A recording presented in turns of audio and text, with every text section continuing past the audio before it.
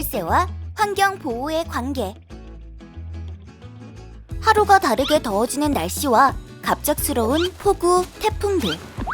이제 기후위기는 피부로 느껴질 만큼 성큼 다가와 있죠.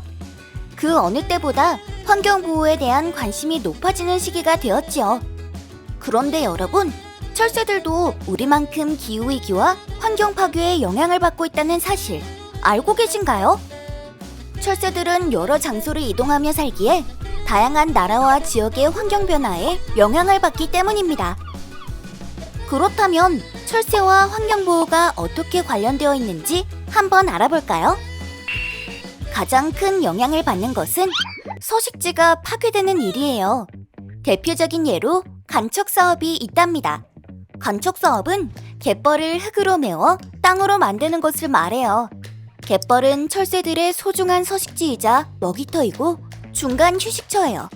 그 갯벌들이 메워지면 사람의 입장에서는 더 많은 땅을 사용할 수 있지만 철새들은 살 수 있는 곳들이 점점 더 줄어들게 되죠. 그만큼 철새들이 살 공간이 좁아지는 거예요. 좁은 방 안에 사람들이 모여 있다고 한번 생각해 볼까요? 정말 불편한 게 많겠죠? 먹이도 부족해지고 병도 더 잘 걸리겠죠? 번식도 어려워지죠. 실제로 간첩으로 새만금 갯벌이 사라진 후 모니터링한 결과 지난 10여 년간 철새들의 개체수가 86%나 줄었다는 조사도 있답니다. 새만금 외에도 김포갯벌, 천수만 갯벌, 시흥 화성 갯벌, 영종 용유도 갯벌, 인천 송도 갯벌, 남양만 갯벌 등이 이렇게 대규모 간접 사업으로 인해 절반 이상의 갯벌이 사라져버렸다고 합니다. 그뿐만이 아니에요. 환경보호를 생각하면 가장 먼저 떠오르는 게 있죠. 맞아요. 바로 쓰레기예요. 아름다운 바다를 보면 믿기지 않지만 바닷속에는 낚시, 어업을 하다가 버려진 그물, 낚싯바늘 같은 쓰레기들이 아주 많이 버려져 있답니다. 또 각종 해양 쓰레기와 플라스틱 쓰레기가 바다로 흘러들어와 바닷속을 마치 쓰레기장처럼 만들고 있다고 해요. 1년에 한국이 바다에 버리는 쓰레기 양만 14만 5천 톤이나 된다고 하는데 상상이 되나요? 이렇게 버려진 쓰레기를 새들이 먹이로 착각하고 먹었다가 소화가 안 되어 죽게 되는 일도 있어요. 버려진 마스크에 묶여 날지 못하거나 오염된 쓰레기에 긁혀서 염증이 생기기도 해요.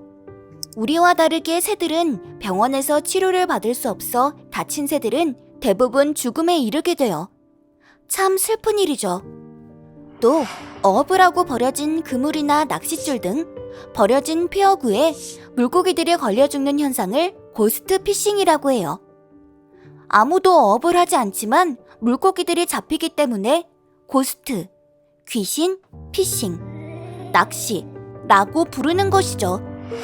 그런데 철새들이 고스트 피싱으로 피해를 입고 죽은 물고기를 먹으려다가 그물에 얽히기도 합니다. 바다는 철새들이 건강한 먹이를 찾는 곳인데 물고기들이 아프고 이로 인해 철새들도 건강한 먹이를 잃게 되는 거예요. 쓰레기 문제 외에도 철새들은 기후위기에도 직접적인 피해를 입고 있답니다. 기후위기로 철새들이 살아야 할 환경이 변화해서 살기 어려워지는 거예요. 갑자기 변한 날씨로 이동 시기를 놓치거나 일찍 출발해버려서 기온의 변화에 적응하지 못하고 죽음을 맞게 되는 경우도 있답니다. 또 자주 태풍이 발생하게 되면서 방향 감각을 잃은 철새들이 엉뚱한 곳에 도착하는 일도 있어요.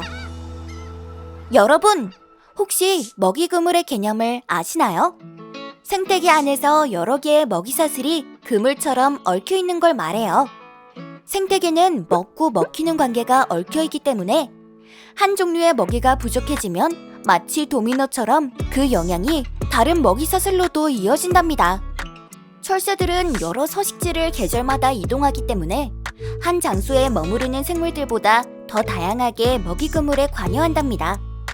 그래서 철새들의 개체수가 줄어들면 생태계의 균형이 무너지게 돼요. 어때요, 여러분? 철새와 환경보호가 어떻게 관련되어 있는지 느낌이 오나요?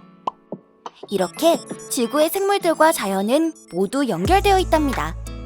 환경보호는 지구를 위해서이기도 하지만 연결된 우리들을 위해서 꼭 실천해야 하는 일이 되었어요. 멸종하지 않은 다양한 철새들의 건강한 모습을 오래도록 볼 수 있었으면 좋겠습니다. 환경보호, 이제는 모두 같이 실천해요.